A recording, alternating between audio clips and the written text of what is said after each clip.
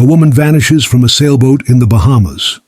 Her husband says she bounced off a dinghy into rough water in the dark and that the current took her before he could do anything about it.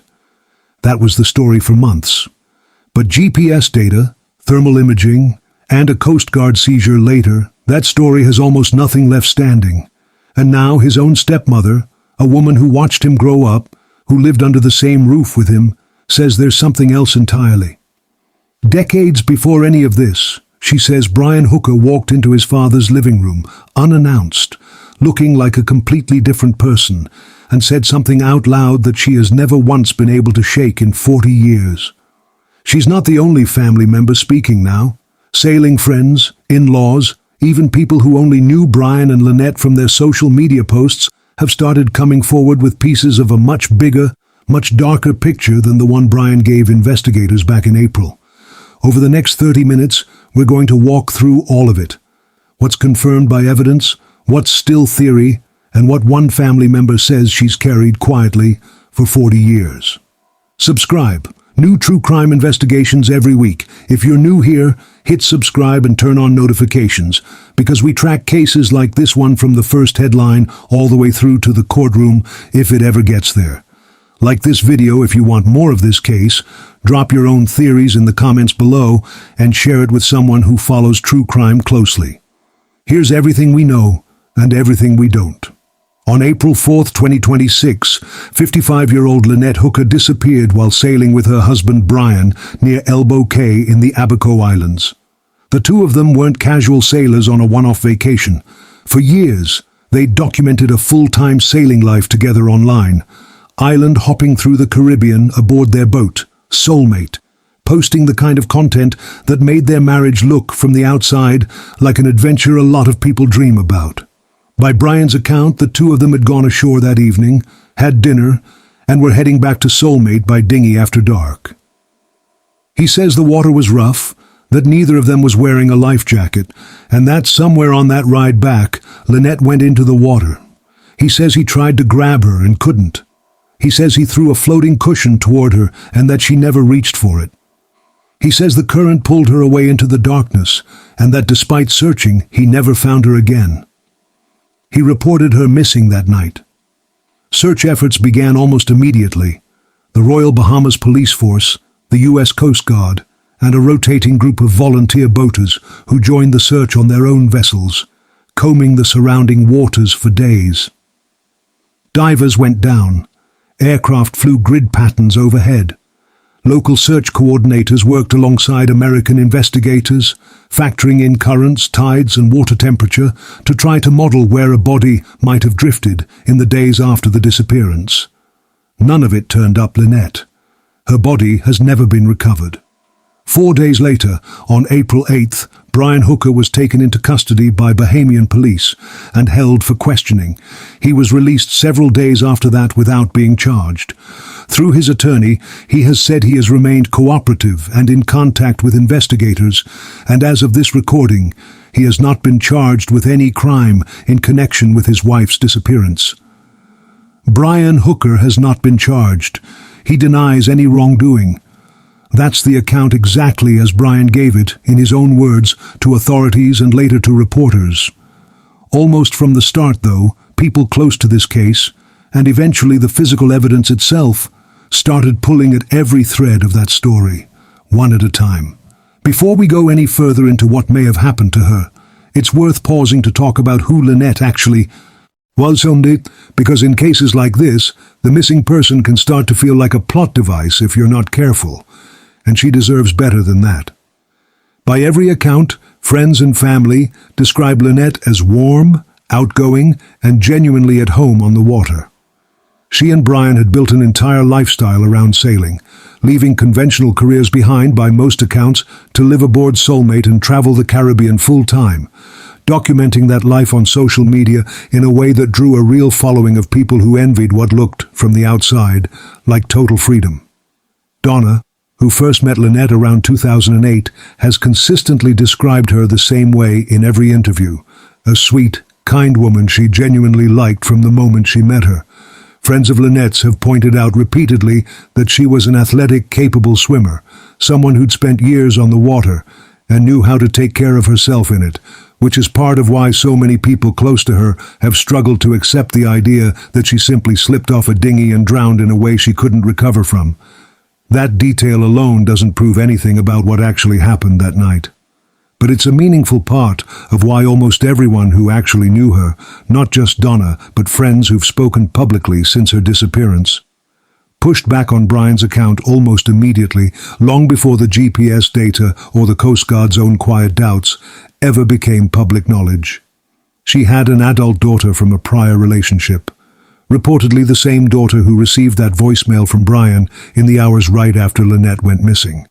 That daughter and the rest of Lynette's family are the people Donna keeps coming back to in every single interview she's given. The people she says deserve real, complete answers, whatever those answers ultimately turn out to be.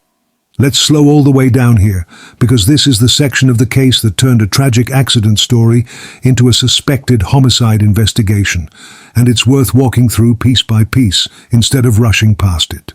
Start with the AIS problem.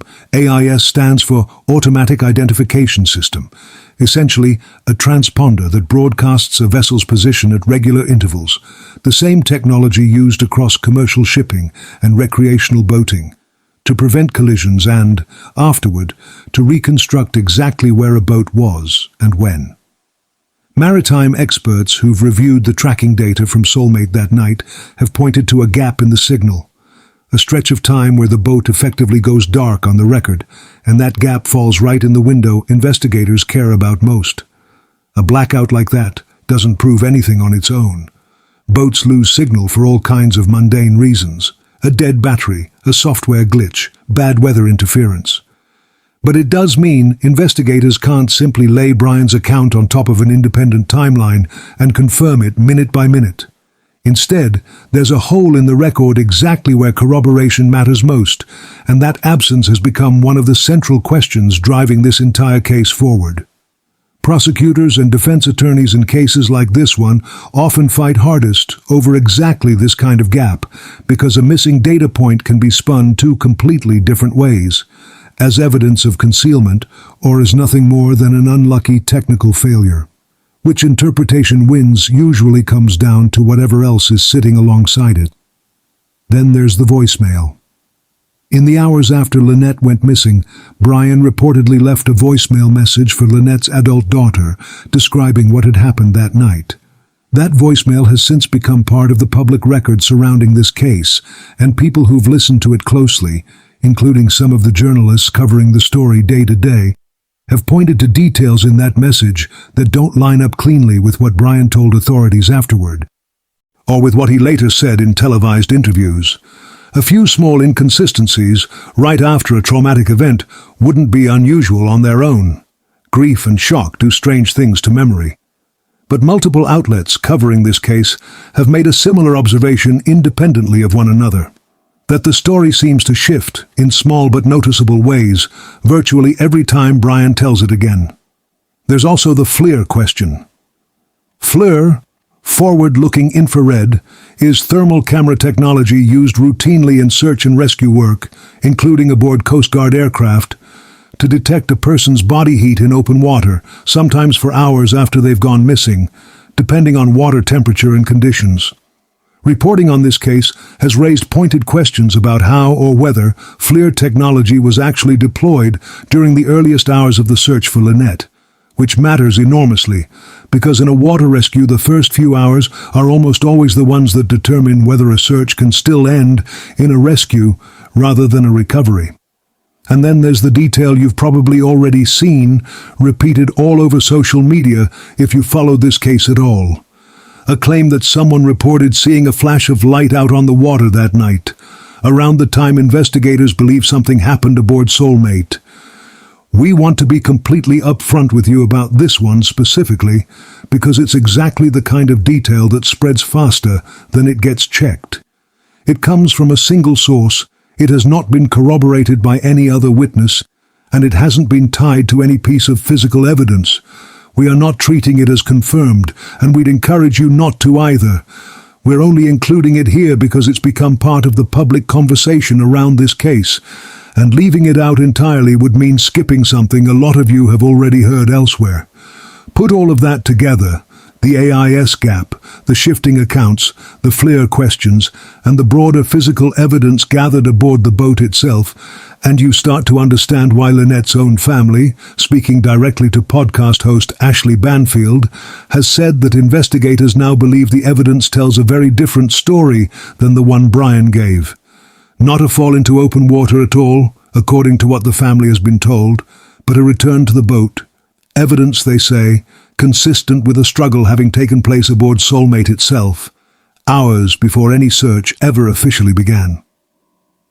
The U.S. Coast Guard has declined to confirm this is being investigated as a murder, but has not denied an active investigation. That's the physical and circumstantial picture as it's been reported. Now here's where the story becomes personal, in a way most missing person cases never do. Because the next person to speak isn't an investigator or a reporter or an anonymous tipster. She's family. She was there for a version of Brian Hooker most of us have never heard about until now. Donna Hooker was married to Brian's father, George, for more than 40 years, a marriage that outlasted most of what's happened in this case by decades. She didn't raise Brian. His biological mother did that. But Brian and his two siblings, Bruce and Jennifer, lived with Donna and George for real stretches of time during their teenage years in the 1980s, and she stayed woven into that family's life for decades after they'd all grown up and moved on. She's since told multiple outlets, including a live-streamed sit-down on the podcast Surviving the Survivor, and a separate, more formal interview with journalist Joel Waldman, that not a single investigator, in either the United States or the Bahamas, has ever reached out to her. Not once, in over 3 months of an active, high-profile investigation. Despite more than 40 years of history with this family, despite having lived in the same house as Brian during one of the most pivotal stretches of his life, she's had to watch this case unfold entirely from the outside, exactly the same as the rest of us. So she made the decision to talk publicly instead of waiting any longer for the phone to ring. Her account isn't a forensic breakdown of what happened the night Lynette disappeared, and she's been careful not to claim that it is.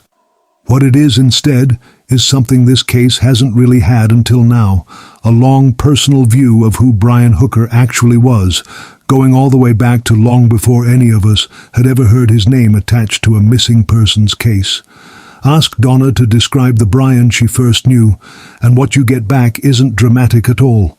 Quiet, reserved. The kind of kid who had his own room in the house and mostly just stayed in it, reading constantly, by her account, clearly sharp and intelligent, but someone who never showed much emotion, even as a child navigating a new stepmother and a blended household. She's described him as polite, normal even, by the ordinary standards of a teenager adjusting to a family situation that wasn't the one he grew up in originally. If you're looking for early warning signs buried somewhere in this story, Donna doesn't really hand you any. Not in that first chapter, at least. What she describes instead is something a lot of families would recognize without a second thought. A smart, introverted kid who preferred his own company to almost anyone else's. That starts to shift, by her account, somewhere around 18 or 19 years old. The quiet reader in his room begins pulling away from the structure of the household entirely. His hair grows out past his collar and then past his shoulders. He starts pushing back against authority in ways he simply hadn't before. There's a real shift towards something more anti-establishment, more off-grid, something closer to an outright rejection of the conventional life that had been laid out in front of him. It's worth pausing here to say something we say often on this channel, because it matters. A personality shift in the late teens, taken entirely on its own, is not a red flag. Plenty of people go through exactly this kind of stretch. Some rebellion, some distance from family, a hunger to go live somewhere completely different, and come out the other side just fine, with nothing more sinister behind it than ordinary growing up. If this were the entire story, it genuinely wouldn't be worth an episode. It's not the entire story. Because that same restlessness is precisely what eventually took Brian and his older brother Bruce off the mainland entirely, and onto the beaches of Hawaii into a chapter of his life that almost nobody outside this family had ever heard about until Donna started talking. By the mid-1980s, Brian and Bruce were living rough on the beaches of Hawaii. This wasn't a vacation, and it wasn't a gap year with a return flight already booked. By every account, they were effectively homeless out there, embedded in a transient beach culture that Donna has described as mixed up with a rougher, more criminal element, the kind of environment where the ordinary rules of a mainland, suburban household simply stopped applying.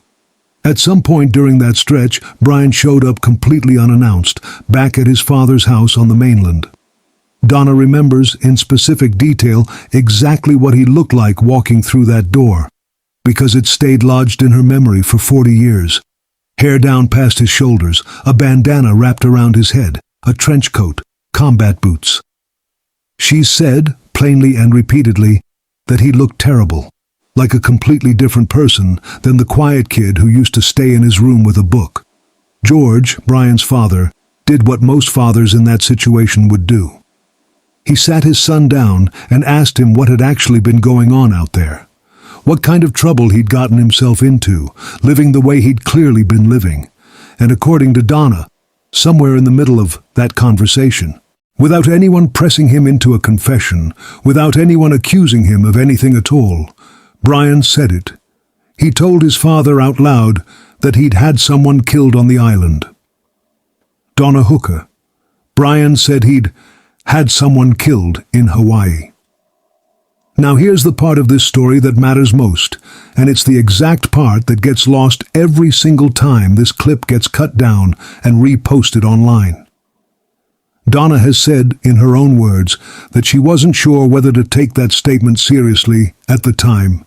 Not that she believed it as literal fact, not that she wrote it off entirely as nothing either. For 40 years, she's carried around one unelaborated sentence from her stepson, something he said once, almost in passing, and then never brought up again for the rest of his life. Because that's exactly what happened next, by her account. Brian didn't explain himself. He didn't say who. He didn't say why or how, or offer any detail at all about whether it was even true in the way it sounded coming out of his mouth. He said it, and then, not long after, he was gone again, back out to whatever life was waiting for him on that beach, as if the sentence had never been spoken at all. So let's be precise about exactly what we know here, because this is the single most explosive claim in this entire case, and it deserves to be handled with real care instead of pure sensationalism. We do not have a police report from Hawaii in the 1980s connecting Brian Hooker's name to a homicide. No law enforcement agency, not in Hawaii, not in the Bahamas, not federally, has publicly confirmed that this claim is under any kind of active investigation as part of the Lynette Hooker case. What we actually have, as of this recording, is a family member's 40-year-old memory of one unelaborated sentence now being repeated publicly in the specific context of Brian's missing wife. No law enforcement agency has confirmed a Hawaii-related homicide investigation tied to Brian Hooker. That doesn't make it meaningless, though. A statement like that, sitting quietly inside one family's memory for 4 decades, is exactly the kind of thread that a cold case unit could genuinely pull on if it ever lands on the right desk at the right agency. Cold cases get reopened this way more often than people realize, not because of new forensic technology, but because someone who'd stayed quiet for years finally decides to talk, and a detective with the time and the will to follow up happens to be listening. And that's precisely why Donna, alongside Ashley Banfield, has put out a direct, public appeal on this. If you know anything at all about Brian Hooker's time in Hawaii during the 1980s, who he was running with out there, what actually happened, whether anyone connected to that beach ever went missing, that information matters now in a way it may not have mattered even a year ago. The relevant tip information is at the very end of this video. Brian's brother Bruce is described by Donna as almost his complete opposite in temperament, more outgoing where Brian has always been withdrawn. Donna has said she believes Bruce likely knows more about what actually happened during that stretch in Hawaii than he's ever let on, and that the whole subject has essentially become something the family quietly avoids bringing up. To be clear, that's Donna's belief and her own interpretation of decades of family silence. It hasn't been independently confirmed by Bruce himself, and it hasn't been reported anywhere else that we can find. So we're presenting it here exactly as that. Her perspective, not an established fact. The relationship between Brian and his father grew more distant as the years went on. By Donna's own account, the last time she personally saw her stepson in person was in 2021, when he came to visit after George suffered a stroke.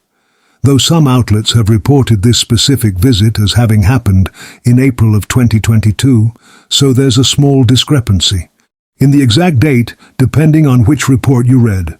What's consistent across every version of the story, though, is what that visit was actually like. By Donna's telling, it was a good one. George was genuinely glad to see his son. Things seemed, in her own words, really good between the two of them in that moment. It was during that same visit, she said, that Brian told her his marriage to Lynette was struggling, that the two of them were separated, and that he didn't know whether they'd ever get back together. After that visit, the contact between Brian and his father essentially stopped altogether. George went on to suffer additional strokes and a serious ongoing health decline in the years that followed, before he passed away in October of 2025. Donna has described that entire stretch as painful in a very particular way, not simply watching her husband's health fail in front of her, but living through it without hearing a single word from his son the entire time. Brian's sister, Jennifer, appears to have remained noticeably closer to him than either of his other family members. Reporting indicates she traveled to the Bahamas shortly after Brian's initial release from police custody, presumably to be there for him during that period. Donna has said she tried repeatedly, by phone and by message, to reach Jennifer after first learning about Lynette's disappearance, and that she never received a response. Taken together, what you have is a family that had already been quietly pulling apart for years before Lynette ever went missing. An estranged father and son, a stepmother left out of the loop entirely, and a sister who seems to have chosen loyalty to her brother over contact with the rest of the family. That fracture matters here because it's part of why Donna says she felt compelled to go public in the first place. She wasn't going to be looped in through normal family channels, so she found another way to be heard. George Hooker died in October 2025. Reports vary slightly on whether the last father-son visit was 2021 or 2022. When Donna first learned that Lynette was missing, from a relative in Texas who called her up and told her to turn on the news, her first reaction wasn't shock at a tragic accident. It was immediate gut-level suspicion of her own stepson. She's described asking herself almost instantly what he had done. She'd known Lynette since around 2008 and has consistently described her as a genuinely sweet, warm woman. And she said she never believed the dinghy story for even a second, pointing out, as several people close to Lynette have separately said, that Lynette was athletic and an experienced swimmer, not remotely the kind of person Donna believes would simply vanish into open water the way Brian described it happening. Now, here's where we have to slow down and be genuinely careful about separating confirmed fact from theory, because this is exactly the part of true crime storytelling that gets sloppy the fastest, and we don't want to do that to you. What's confirmed? Brian's account has been publicly contradicted by the AIS tracking gap we walked through earlier, and Lynette's family has said investigators believe the physical evidence points to her having returned to the boat before her death, with signs consistent with a struggle having taken place aboard Soulmate itself. What is theory and not fact? The specific, detailed story of exactly what happened next. Coverage of this case has floated a version of events in which an argument broke out between Brian and Lynette, possibly stemming from dinner ashore at Abaco earlier that evening, and that things escalated once the two of them were back aboard the boat, potentially involving alcohol, ending with Lynette's death well before Brian ever reported her missing, with the entire dinghy story then constructed afterward as a cover for what had actually happened. We want to be completely transparent with you about this. That specific sequence has not been confirmed by any investigator, and it has not been presented as an established finding by any law enforcement agency anywhere. It is a theory that has circulated through family sourcing and media coverage of this case, and we are presenting it to you exactly as that, a theory, not a verdict, and not something we're asking you to treat as settled. Separately from all of that, and this next distinction matters more than almost anything else in this section. There have been reports describing a difficult, at times allegedly controlling marriage, including claims tied to a protective order stemming from a prior relationship of Brian's. That particular sourcing is notably weaker than the GPS and Coast Guard material we covered earlier, and it has not been independently verified to anywhere near the same standard. So we're flagging it here, rather than presenting it as settled fact. There have also been separate claims that Lynette's passport went missing or was withheld at some point before her disappearance. Something some observers have theorized was an attempt to limit her ability to leave the marriage. Again, a theory circulating in coverage of this case, not a confirmed fact established by any investigation. And here is the distinction we want to leave you with, crystal clear, before we move on. None of the abuse allegations and none of the passport claims come from Donna Hooker's own account of this family. She has said, directly and on the record, that she personally never witnessed a violent side of her stepson in all the years she knew him. Whatever difficulties may or may not have existed inside that marriage, by her own words, that particular side of it is not something she says she saw firsthand. So if you've seen this story repeated online as though Brian's own stepmother personally accused him of domestic violence, that version isn't accurate. Those are two entirely separate threads of reporting, from two different sets of sourcing, and we think it genuinely matters to keep them apart, rather than blending them into one narrative. Brian Hooker denies wrongdoing. No charges have been filed against him. Since his release from custody, Brian Hooker has given interviews of his own, appearing in front of cameras to maintain his account of what happened that night, and through his attorney, to say he's continued cooperating with investigators on both sides of the water. That's worth including here, because a fair telling of this case has to include his side, even as the physical evidence keeps raising harder questions about it. What's drawn attention, though, isn't just what he said, it's how he said it. Multiple people who've watched those interviews closely, including Donna herself, have described his affect as flat, even detached, for a man whose wife has been missing for months. That's an observation, not a fact pattern. Plenty of people process trauma in ways that read as cold or guarded on camera without that meaning anything sinister at all. But in a case already built on shifting timelines and unexplained gaps in the record, it's become one more thing people keep coming back to, fairly or not. Brian has not been formally accused of anything by any prosecutor, and it's worth repeating that clearly. No charges, no indictment, nothing resembling a formal case laid out in a courtroom as of this recording.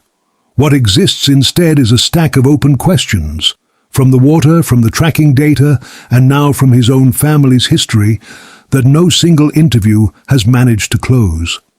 It's also worth noting that public opinion and legal guilt are two entirely different things, even when they end up pointed in the same direction.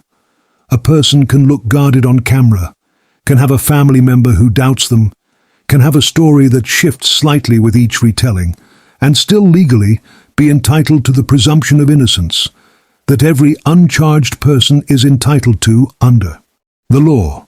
We're laying out everything that's been reported here, but it's on investigators, not on any of us watching from home, to eventually determine what actually happened. Whatever Donna Hooker ultimately believes happened aboard that boat, the grief in her interviews doesn't read as performance to anyone who's watched them closely. She's lost her husband of more than 40 years, and now, on top of that loss, she's watching his son become the center of a national murder mystery. largely from the outside, without a single phone call from any of the investigators working the case.